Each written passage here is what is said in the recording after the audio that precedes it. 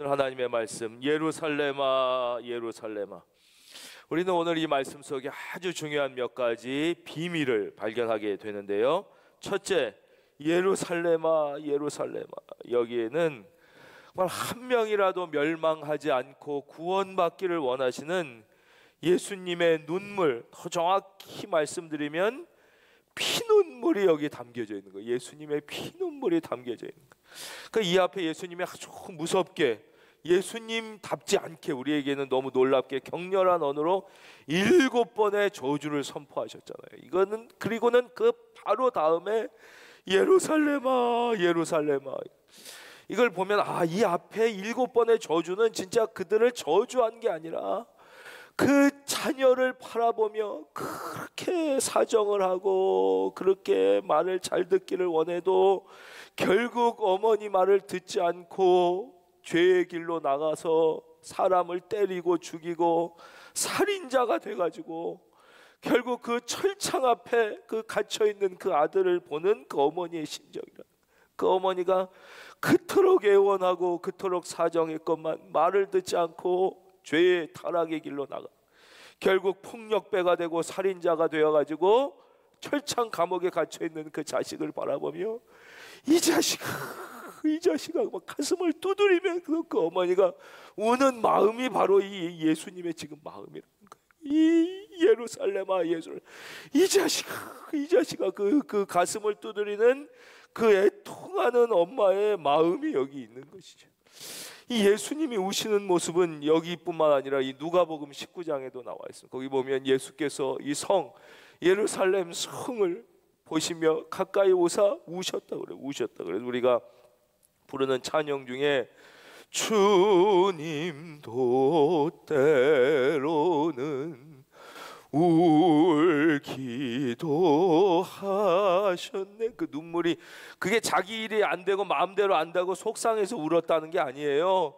그 구원받지 못하는 내 남편, 구원받지 못하는 내 자녀, 아직도 구원받지 못하는 내 부모를 보면서 울었다는 거예요. 울었다는. 그 예수님의 그 예루살렘 성을 보시면서 그 피눈물을 흘린 것은 그런 사랑과 권면을 외면하고 결국 세상, 그 결국은 죽음이거든요. 그 살인죄를 저지르고 철장 앞에 살인자가 되어 있는 자녀와 똑같은, 결국 하나님의 그 사랑을 외면하고 구원의 길을 거부하고 세상으로 나가 사탄의 종이 된 그 예수님의 눈물이 담겨 있어요. 우리는 다시 한번 스스로에게 물어야 돼. 나는 구원받지 못한 내 남편을 위하여 지금 얼마나 울고 있는가? 난 구원받지 못한 내 자녀를 위하여 지금 얼마나 피눈물을 흘리며 기도하고 있는가? 나는 지금 구원받지 못하는 내 부모님을 위하여 얼마나 울며 애통하며 있는가를 우리가 스스로에게 이 말씀을 통하여 물어보라고 하나님은 오늘 우리에게 이 말씀을 주신 거예요. 지금부터 한 좀 오래된, 한 18년 정도 지난 것 같아요. 그때 우리나라에 아주 유명한 대형 음식점이 있어요. 세워진 지 막 최초 이럴 때 1900년대 초반에 세워져서 너무나 유명해진, 막 TV에도 여러 번 나온 유명 식당에 그 주인이시겠죠. 사장님의 둘째 아들 내외가 참 다행히 전도를 받아가지고 교회를 나오시게 된 일이 있었어요. 그러니까 거의 이긴 큰 기업 같은 거잖아요. 그런 식당이니까. 그래서 이제 이렇게 신앙을 조금씩 알아가시고 예수님의 사랑을 알아가시고 세례도 받고 한 3년 정도 지나면서 너무 저도 감사하게 생각하고 참 이 가정에 복음의 빛이 비쳤구나. 이제 이 둘째 아드님 내외를 통하여 그 가문이 다 구원받는, 진짜 그게 복 아닙니까? 너무 좋겠다 이렇게 생각하는데 어느 날 그 이제 며느님이 오시더니 심각한 표정으로 저에게 당분간만 믿기는 믿는데 교회를 나오지 않고 잠깐 쉬는 시간을 갖고 그 다음에 무슨 일이 해결되면 교회에 계속 나오겠습니다 그러시는 거예요. 그래서 저는 무슨 이게 큰 일이 생겼나 걱정이 돼가지고 물었어요. 아니 무슨 일이 있으시길래 그러냐, 혹시 해외 이민을 가시냐, 왜 그러시냐 그랬더니 이분이 조금 이렇게 머뭇머뭇하더니 얘기를 하는 거예요. 자기 아버님이 이제, 그러니까 시아버님이죠. 그 유명한 식당의 주인인 그분이 자기들이 이제 교회 다니는 걸 알게 됐다는 거예요. 알게 된 다음에 이제는 점점점 교회를 나가지 말라고 그러시더니 화를 내시면서 이게 교회 다니는 것들은 부모가 죽어도 제사도 안 지낸다고 그러는데 너가들은 내가 죽어도 제사도 안 지낼 그런 놈들 아니냐? 그러니까 계속 교회를 다니면 첫째, 거기가 삼형제였는데 첫째랑 셋째한테만 내가 유산을 다 주고 돌자인 니들에겐 유산을 한 푼도 주지 않겠다 그랬다는 거예요. 그러니까 여기서 깜짝 놀란 거예요. 야, 우리 아버지가 이 어마어마한 식당 엄청난 부자인데 유산 하나도 못 받으면 어떡하냐.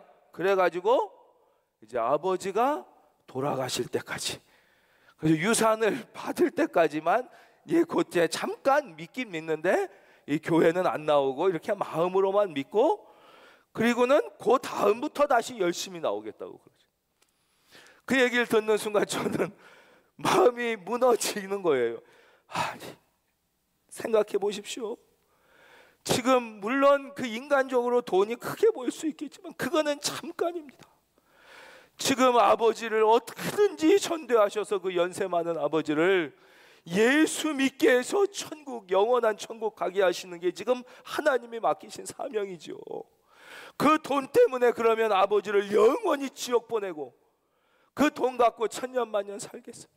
이 세상에 잠깐입니다. 잠깐. 그 돈 때문에 아버님을 지옥 보내신다는 게 이게 말이 되냐. 그러니까 지금 그게 중요한 게 아니니까 아버님을 전도하는 사명을, 지금 아버님을 천국 보내는 거랑 그거랑 바꿀 수 있냐고 말씀을 드렸어요. 당신들도 이제 조금 있으면 다 늙고 다 이 세상에 죽는데, 그럼 자녀분들이 부모님 난 지옥 가도 좋으니까 난 돈만 받으면 좋다 그러면 그 자녀를 생각하면 그 자녀일 수 있겠냐고 마음이 어떻게 쓰겠습니까? 절대 그런 실수를 해서는 안 됩니다. 그것은 정말 큰 실수고 다 뺏기는 것입니다. 이 세상은 잠깐입니다. 그렇게 간곡하게 말씀을 드렸던 기억이 나요. 그 다음에 이분이 이제 깨달으시고, 그렇군요. 그래서 제가 큰 실수를 했습니다. 그래서 아버님을 막 전도하시고 막 이랬으면 정말 얼마나 좋겠습니까마는 그 다음부터 교회에서 점차 보이시질 않고, 제가 아무리 연락을 드려도 연락을 받지 않고, 그런 일들이 계속 생기기 시작했어요. 지금도 그 가정을 생각하면 가끔 이렇게 유명한 식당에서 무슨 이렇게 식당 소개하는 프로그램 보면 요즘에도 가끔 나오면 그 볼 때마다 마음이 안타깝고, 그래도 제가 그 볼 때마다 조금 다시 기도드리고, 하나님 저분들이 다시 주님의 품 안으로 들어올 수 있도록 꼭 포기하지 않는 은혜를 주십시오, 이렇게 기도드리는데 지금도 생각하면 아주 마음이 안타깝습니다. 오늘 말씀이에요. 예루살렘아, 이게 예수님의 마음이에요. 그 믿지 않는 남편, 자녀, 그 부모님을 향한 그죠? 그 피눈물이 우리에게 있어야 된다. 선지자들을 죽이고 내게 파송된 자들을 돌로 치는 자. 이 하나님은 이제 첫 번째 인간인 아담이 타락해가지고 이제 사탄의 유혹에 빠져서 하나님을 배신한 그때부터 포기하지 않고 끊임없이 선지자들을 보내신 거예요. 우리를 살리기 위하여 다시 선지자를 보내서 하나님 말씀을 전해주시고 또 선지자를 보내서 구원하려고 하고 그러셨어요. 근데 이제 이스라엘 백성들은 안타깝게 잘 아시는 것처럼 그 선지자들 말을 그냥 안 들은 게 아니에요. 막 핍박하고 때리고 심지어 죽이기까지 막 계속. 근데도 포기하지 않은 거죠. 그렇죠? 선지자들을 죽이고 내게 파송된 자들을 돌로 쳐서 죽이고 막 이랬지만 그래도 하나님은 포기하지 않으셨다.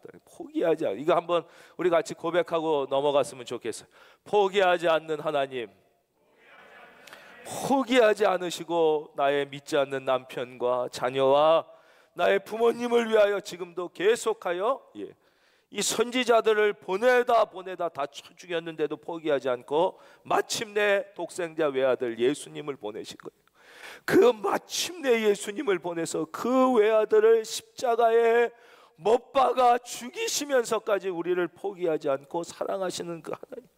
내게 파송된 자들을 돌로 치는, 이렇게 돌로 쳤지만 그럼에도 불구하고 암탉이 그 새끼를 날개 아래 모음같이, 이게 이제 하나님의 사랑이 나타나는 거예요. 계속해서 이렇게 죽였지만 그래도 그 외아들을 다시 보내서 십자가인 암탉. 그러면 여기서 우리는 이제 우리가 하나님 아버지 이렇게 표현하잖아요. 그 아버지의 사랑 표현하는데 여기에서 우리는 하나님의 어머니됨을 발견할 수 있어요. 바로 하나님의 모성애가 여기에 절절하게 나타납니다. 하나님의 모성애. 암탉이 그 새끼를 날개 아래 모음같이 암탉으로 자기 스스로를 우리에게 설명해 주시는 거예요. 어머니의 사랑. 그러니까 이제 뭐 닭 키우는 거 요즘에 못 본 분들이 많지만 한번 생각해 보세요. 이를 보면 이제 암탉이 마당에서 병아리, 새끼 병아리들이랑 막 놀고 있는 거예요. 막 이제 모이도 쪼아 먹고 즐겁게 놀고 있는데 위에 매가 쫙 뜬 거예요. 이 매는 사탄과 같은 것이, 그렇죠? 영적으로 보면 그 새끼 연약한 영혼을 노려가지고 생명을 앗아가는 거잖아요. 예. 쫙 매가 뜨니까 암탉이 그걸 딱 알면서 어떻게 해요? 자기는 죽어도 새끼는 보호해야 된다. 그래서 그 날개를 피잖아요. 그래가지고 새끼를 팍 모으는 거예요. 이걸 저는 미국에서 직접 봤습니다. 미국에서. 지금부터 한 몇 년 전이었죠. 한 4년 전인가 제가 미국 아틀란타에 그 부흥회를 인도하러 갔을 때 거기 제가 머물렀던 그 목사님 댁에서 그 시골이에요. 미국이라고 그래도 아틀란타 외곽 시골. 닭을 키우셨어요. 닭을 키우니까 이제 수탉이 있고 암탉이 있고 막 병아리들이 있는데 미국은 생각보다 이런데 이 교외 지역에 가면 매가 많습니다. 예, 이렇게 막 독수리 뭐 솔개 같은 것들이 자주 이렇게 운전하고 가면 보여요. 근데 진짜 마당에 매가 이렇게 쫙 뜨니까 매인지 독수리인지 잘 모르겠지만 그런 맹금류가 뜨니까 순식간에 이 닭이 새끼를 몹니다. 예. 근데 새끼들은 몰라. 뭐 매가 떴는지 뭐 막 이제 이게 재밌으니까 그 닭이 팍 모는 걸 저는 한국이 아니라 미국에서 보면 야 성경 말씀이 탁 생각이 나. 팍 모는 거예요. 이 자기 날개 아래. 왜냐 매가 해서도 자기를 찍을지언정 이 병아리를 못 찍게. 그게 이 하나님의 모성이 탁 모으는. 근데 병아리는 그때 어떻게 생각해요? 에? 왜 엄마가 갑갑하게 날 못 놀게 하나? 이렇게 생각하는 거예요. 왜 나를 갑갑하게 자꾸 이렇게 옥죄냐? 우리가 혹시 신앙생활하면서 그런 생각하시는 분 없으세요? 아니 왜 하나님이 좀 이 세상 내 마음대로 살게 좀 놔두지? 뭐 이거 하지 말아라, 십계명 저거 하지 말아라, 뭐 주일날 뭐 예배 드려라, 뭐 해라 왜 이렇게 나를 옥죄나? 우리가 이렇게 혹시 착각하지 않습니까? 이 병아리가 똑같은 거예요. 아니 이 넓은데 내가 마음대로 이 꼭꼭꼭꼭 먹고 해야 되는데 왜 엄마가 나를 옥죄나? 나를 왜 날개 아래 가두나? 그게 아니라 지금 나가면 매 사탄의 그 날카로운 뿌리와 이빨에 짓이겨져서 생명 죽게 되니까 엄마가 이렇게 보호하는 것처럼 바로 하나님께서 독생자 외아들 예수님을 보내 그를 대신 십자가에 못 박아 죽이시면서 우리를 살리셨다는 그 말씀이 나와요. 암탉이 그 새끼를 날개 아래 모음같이 하나님의 모성애. 우리 한번 이것도 우리 입술로 한번 고백하고 지나가겠습니다. 하나님의 모성애, 하나님의 엄마됨의 사랑이에요. 몇 번이더냐, 한 번만 그런 게 아니라는 거예요. 하나님이 우리를 계속 암탉이 위기 가운데 새끼를 모으는 것처럼 지금도 계속 모으고 품고 계시는 거예요. 근데 우리는 답답하다 그러고 왜 내 마음대로 못 살? 이게 아직 철이 안 나 그런 거예요. 신앙도 철이 나야 되는데 신앙의 철이 안 난 분들이 우리 가운데 뭐 저도 그렇지만 너무 많고 철 난 줄 알았더니 사춘기에 빠지네 또. 이게 애들만 자랄 때 사춘기가 있는 게 아니라 신앙도 사춘기가 있어요. 철이 난 줄 좀 알았더니 중고등학교 갔더니 이게 또 사춘기에 빠져가지고 이유 없는 반항에 빠지듯이 참 우리도 이 신앙생활 하다가 철 나기를 기다리면 철 났는 줄 알았는데 또 신앙의 사춘기에 빠져가지고 막 이렇게 되는 안타까운 경우를 우리 주님이 말씀하세요. 그러나 너희가 원하지 아니하였다. 이게 매우 중요한 가르침을 담고 있는 말씀인데 37장 하반부인데 한번 화면 보시겠습니다. 예루살렘아 예루살렘아 선지자들을 죽이고 내게 파송된 자들을 돌로 치는 자여 암탉이 그 새끼를 날개 아래 모음같이 내가 내 자녀를 모으려 한 일이 몇 번이더나. 그러나부터 한번 읽어볼까요? 시작. 그러나 너희가 원하지 아니하였도다. 이 말씀 속에는 매우 중요한 진리가 담겨져 있는데 그 가르침은 무엇이냐? 바로 죄의 의도성입니다. 죄의 의도성. 죄의 본질에는 의지가 담겨져 있는 것입니다. 우리는 내가 몰라서 죄를 짓는다, 실수해서 죄를 짓는다고만 생각할 때가 많은데, 오늘 말씀, 그러나 너희가 원하지 않은 것입니다. 우리가 하나님의 사랑을 의지적으로 원하지 않은 것입니다. 거부하는 것입니다. 사춘기의 자녀들이 그럴 때가 있죠. 철이 안 났을 때 그럴 때가 있죠. 의도적으로 엄마 아빠를 거부하죠. 우리가 예수님의 구원의 십자가를 의지적으로 거부하여 구원을 받지 못하는 것입니다. 우리가 성령님의 터치하심을 의지적으로 거부하는 것입니다. 우리의 마음속에 하나님이 감동을 주십니다. 우리의 마음속에 예배를 드려야 된다는 마음을 주십니다. 우리의 마음속에 찬송을 부를 때, 말씀을 들을 때 기도해야 된다는 마음을 주시는데, 우리가 의지적으로 거부하는 것입니다. 우리가 선교해야 되고 전도해야 되고 말씀대로 살아야 된다는 성령의 감동을 주시는데 몰라서 안 하는 게 아닙니다. 실수로 못하는 경우도 있지만 그런 것보다 그건 죄라고 하나님이 하시지 않는 거예요. 몰라서 못하거나 실수로 못한 건 다 용서, 의지적으로 안 하는 것입니다. 그게 싫은 것입니다. 내가 하나님 앞에 맞춰 나오고 하나님 뜻대로 맞춰 사는 것을 의지적으로, 그래서 죄는 무서운 것입니다. 너희가 원하지 않, 자기들이 몰라서 하나님의 사랑을 안 받은 것이 아닙니다. 하나님께서 우리를 구원하려고 예수님을 보내고 날개 아래 품으시고 사탄의 날카로운 공격에서 방어하려고 성령님의 감동을 주실 때, 이게 하나님의 뜻인 줄 알아, 성령님의 뜻이 뭔지를 알지만 의지적으로 거부하는 것이, 여기에 죄의 위험한 의도성이 있는 거예요. 죄의 본질에는 의지가 있어요. 그래서 우리는요, 죄에 대한 우리의 의지를 꺾어야 되는 거예요. 한번 우리 믿음으로 같이 고백하겠습니다. 죄의 의지를 믿음으로 꺾겠습니다.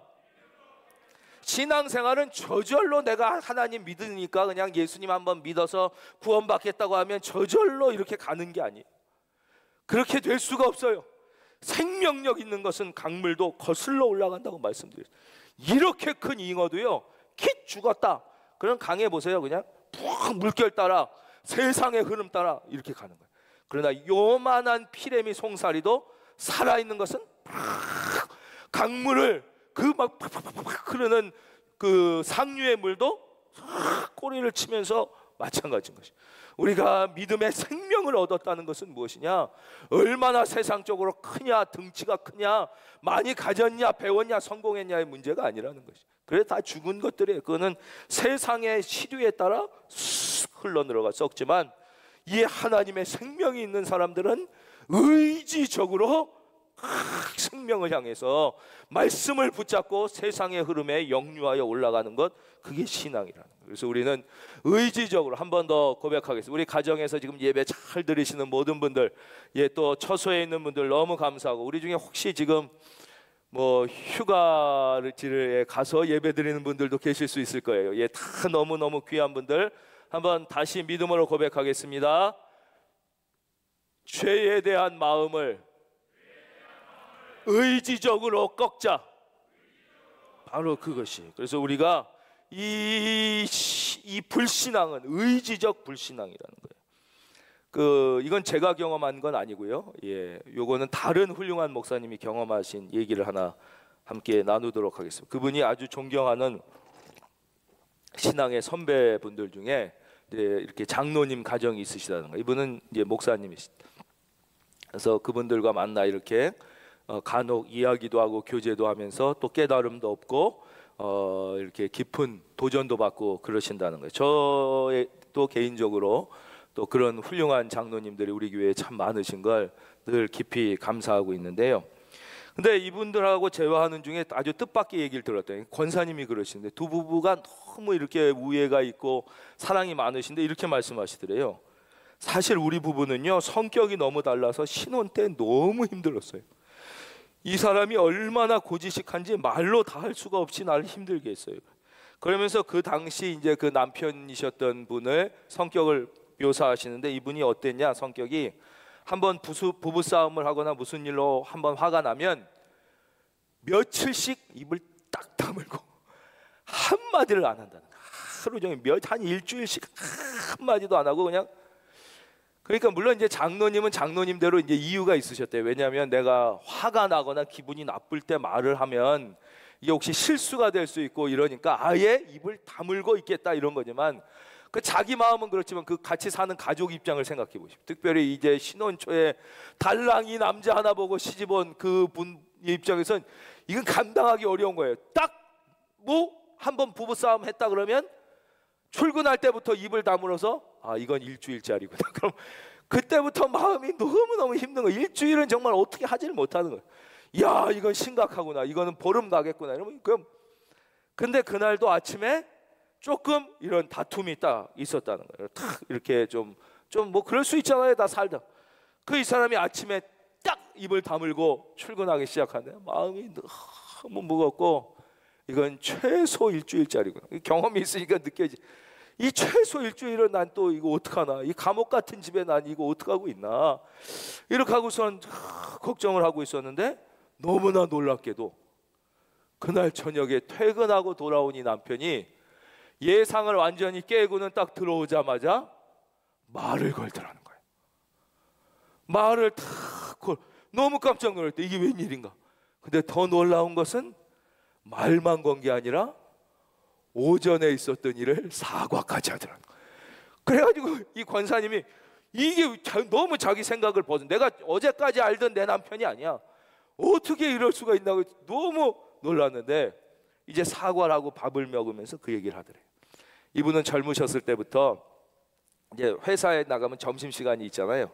그럼 점심을 먹고 나면 시간이 좀 남으면 꼭 그 남는 시간에 성경을 읽으셨다는 거예요. 그 남는 시간에 성경을 이렇게 읽는 습관이 있었는데, 그날도 점심 식사를 하시고 점심시간에 시간이 좀 남아서 그 시간에 성경을 읽으시는데, 마침 그날 읽었던 성경이 눈에 확 들어온 말씀이 뭐였냐? 그 에베소서의 말씀이에요. 나중에 한번 찾아보세요. 에베소서 4장 26, 27 보면 이런 말씀이 있습니다. 분을 내어도 죄를 짓지 말며 해가 지도록 분을 품지 말고. 우린 보통 여기까지만 아시거든요. 그 다음 말씀이 있어요. 27절. 마귀에게 틈을 주지 말라, 이렇게 됐어요. 그래서 이 말씀은 이게 하나예요. 분을 내어도 죄를 짓지 말며 해가 지도록 분을 품지 말고. 그래서 마귀에게 틈을 줘서는 안 된다는 거예요. 사탄 마귀에게 틈을 주지 마. 이 말씀이 팍 들어와서, 아하, 내가 내 나름대로는 화가 나거나 기분이 나쁠 때 말을 해서 실수하는 것보단 오히려 침묵하는 게 낫다고 생각했었지만, 오늘 말씀을 보니까 내가 잘못한 것이며 이것이 마귀에게 틈을 줄 수 있는 일이었구나를 깨닫고 안 되겠다라고 생각해서 바로 마음을 바꾸시고 그날 저녁에 와서 아내에게 말을 거시고 사과를. 권사님의 뒤에 얘기를 하는 거예요. 이 사람이 너무 고지식하고 피곤한 점도 많아서 사실은 이 사람하고 계속 살아야 하나 신혼 때는 여러 번 망설이기도 했습니다. 그러나 이 사람은 다른 건 몰라도, 사람의 말은 안 들어도 하나님 말씀이 이렇다고 인정되면 어떻든지 그 말씀을 지키려고 최선을 다하는 모습은 분명히 있었습니다. 그것에 제가 반해서 계속 참고 살다 보니 지금은 어떤 남편과도 바꿀 수 없는 제일 존경하고 사랑하는 남편이 되었습니다. 이렇게 말씀하시더라고요. 바로 의지적인 거예요. 의지적으로 내가 분을 내지 말아야겠다. 화가 나요, 누구나 다. 화가 나면 또 자기 생각이 있어요. 그러나 우리가 의지적으로 이걸 꺾지 않으면 어떻게 된다고요? 마귀에게 틈을 주는 거예요. 마귀에게 틈을 주게 되는 것이에요. 그래서 모든 죄는, 오늘 이 말씀, 그러나 너희가 원하지 아니하여. 우리가 몰라서 지는 죄는 하나님이 죄라고 하지 않습니다. 그건 큰, 우리가 그쵸, 실수로 하는 것 하나님 늘 용서. 진짜 죄는 무엇이냐? 그 속에 죄의 본질 속에 의지가 있다는 거예요. 의도성이 갖고 있다는 거. 우리가 다시 한번 스스로에게 물어야 합니다. 나는 정말 하나님의 지금 이 사랑을 거부하고 있지는 않은지, 예수님의 십자가 구원을 고의적으로 외면하고 있지는 않은지, 나의 마음속에 이 시간에도 늘 이렇게 살아야 된다, 그거는 안 좋다고 말씀하시는 성령님의 그 말씀을 의지적으로 일부러 외면하며 사탄에게 틈을 주고 있지 않는지 물어봐서 의지적으로 죄를 끊고, 우리 다시 한번 고백하겠습니다. 의지적으로. 아주 잘하셨지만 한 번 더요. 의지적으로. 이거 보세요. 그 옆에서 우리 같이 예배드리는 아기가 더 잘 따라하는 게 지금 제 눈에, 믿음의 눈에 보이고 있어요. 얼마나 그 이쁜지 몰라요. 이 시간에 가정 함께 모여 예배드리는 분들에게, 뭐 혼자 예배드리는 분들에게도 주의 한량없는 은혜와 축복이 있기를 바랍니다. 그 다음 말씀이에요. 38절. 그러면 우리가 이 죄에 대한 유혹과 죄에 대한 생각을 의지적으로 꺾지 않으면 어떤 결과가 오느냐? 그게 38절이에요. 결국 보라, 이 집이 황폐하여 버려진 바 되리라. 이렇게 돼. 우리가 의지적으로 이 죄의 속성을 꺾지 않으면, 죄의 의지를 꺾지 않으면 우리는 나도 모르는 사이에 점점 우리의 영혼을 사탄에게 빼앗기게 되는 거예요. 이 틈이요, 처음엔 조그만 것 같아도요 비집고 들어오는 거예요. 사탄의 특징은 뱀과 비슷합니다. 뱀은요 1cm 틈만 있어도요 대가리만 들어오면 뚫고 들어오는 거예요. 싹 뚫고 들어오는 거예요. 이 옛날 이 돌담 같은 거, 그 어르신들은 알 거예요. 돌담 같은데 뱀 몸통이 구렁이 이만하다고 못 들어오는 게 아닙니다. 요만큼만 있어, 대가리만 들어오면 뚫고 들어오는. 또 이 사탄의 속성, 죄의 속성은 동물로 치면 쥐와 대단히 비슷합니다. 쥐가 예전에 저희 문 밑을 뚫고 들어오는 걸 제가 직접 봤어요. 문 밑에 틈이 요만해요. 요만. 도저히 쥐가 못 들어올 것 같은데 쥐도 똑같아요. 틈만 있으면요 머리를 비벼 넣는. 진짜 실감나게 설명해 드릴 수 있는데, 머리를 이게 안 되면 뭐 이렇게 막 하더니 제가 이렇게 보고 있는데 몰랐나 봐요. 요만한 틈을 결국 쥐, 이 큰 이따만한 쥐가 들어오는. 깜짝 놀랐어요. 깜짝 놀랐어요. 이제 쥐도 놀라고 저도 놀라고 이제 보니까 뭐 들어올 줄 알았는데 왜 저도 깜짝 놀라고, 쥐도 제 어렸을 때 그 기억이 나. 이게 우리가 의지적으로 죄를 끊지 않으면 사탄이 틈을 내서 들어오기 시작하는 거예요. 그러면요 그 다음에 우리 속에요 사탄이 자리 잡기 시작. 즉 이거를 조금 이해하기 어려우신 분들에게 좀 심리학적 용어, 우리가 일반적으로 쓰는 용어, 영적인 용어가 아니라 육적인 용어를 만약에 심리학적인 용어를 설명드리자면 죄의 속성이 자리하게 되는 거예요. 우리 마음속에. 그러면 정신 적으로 이렇게 이건 설명이 되시겠죠. 이 마귀의 틈을 이 사회과학적 용어로 설명해 드리죠. 이 죄의 속성이 자리 잡게 되면 어떻게 돼요? 그 다음엔 거짓말해라. 당연하게 되는 거예요. 거짓말을 하면서 큰 죄를 못 느끼는 거예요. 욕심내라. 미워해라. 당연한 것이다. 미워하는 건 당연한 것이다. 더 욕심내고 욕망을 갖는 건 당연한 것이다. 사기쳐라. 점점 그 다음엔 더 가는 거예요. 사기쳐라. 남 속여라. 간음해라. 폭력해도 괜찮다. 너의 이익을 위해선. 그 다음에 살인해라. 계속 죄의 속성이 한번 자리하게 되면 점점 그 안에 잡혀 들어가게 되는 거예요. 잡혀 들어가게 되는 거예요. 뱀이 한번 물면 여기만 독이 점점 펴져. 죄의 속성. 그래서 우리는 어떻게 돼요? 보라, 너희 집이 황폐하여 버림받으리라. 무서운 말씀입니다. 우리 중에 지금 좀 괜찮은 자리에 계신 분들 마음을 놓아서는 안 되는 것입니다. 우리 중에 내가 좀 건강하다 착각하면 안 되는 것입니다. 한번 들어와서 무너지기 시작하면 황폐해지는 건 순간이라는 거예요. 보라, 너희 집이 황폐하여, 건강이요 한번 무너지기 시작해서 황폐해지면 그냥 무너지는. 좀 지금 괜찮은 자리에 있습니까? 지금 있는 자리 좀 괜찮다고 안심하시.